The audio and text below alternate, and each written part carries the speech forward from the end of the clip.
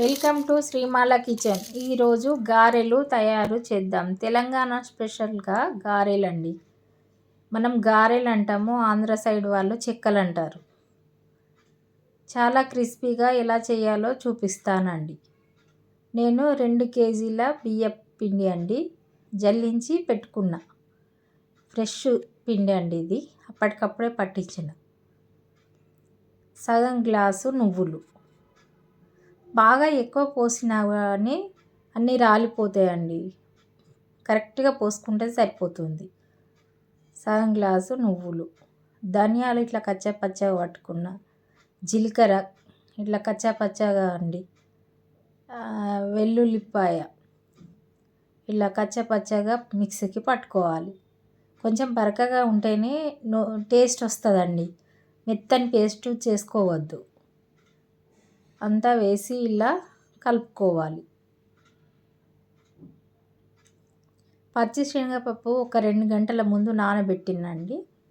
ఒక గిన్నెడు ఇలా వేయాలి.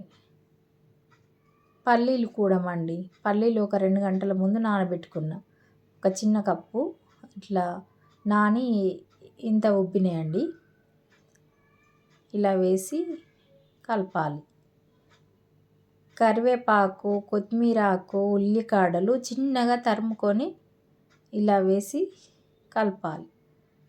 ఇప్పుడు సీజన్ కదండి, చలికాలము, ఉల్లికాడలు వస్తాయి. ఉల్లికాడలు వేయండి, చాలా బాగుంటుంది. గారెలలో ఉల్లికాడలు వేసుకుంటే చాలా బాగా వస్తాయండి. మనము ఇప్పుడు దీనికి సరిపడా ఉప్పు వేసుకుందాం.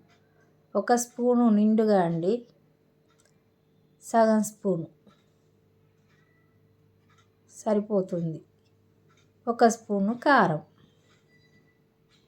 కారంలో సాల్ట్ లేదండి, మొత్తం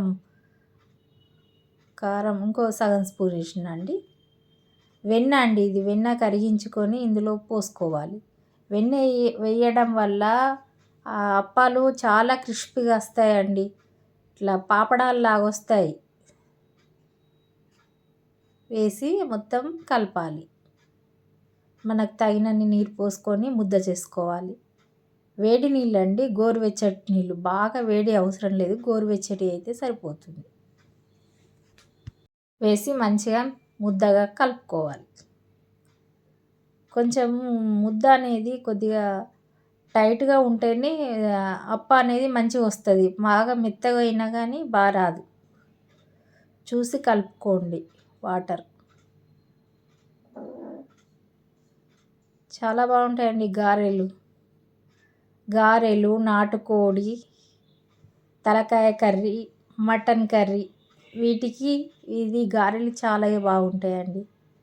సంక్రాంతి వచ్చేసింది కదా, నాటుకోడి తెచ్చుకొని గారెలతోటి తింటే ఎంత బాగుంటుందో.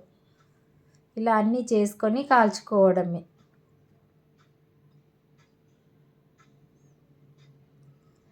నాటుకోడికి గారెలు సూపర్ ఉంటుందండి, బాగుంటాయి. ఇలా అన్నీ చేసి కాల్చుకోవడమే. ఎంతో సింపుల్గా చేసుకోవచ్చండి. 1 గంట లోపట ఒక 2 కేజీల పిండిని చేయొచ్చు, ఈజీగా చేయొచ్చు. 2 ఉంటే సరిపోతుంది. ఒకరు చేసేవాళ్ళు, ఒకరు కాల్చేవాళ్ళు. ఇలా అన్నీ చేసుకొని కాల్చుకోవడమే.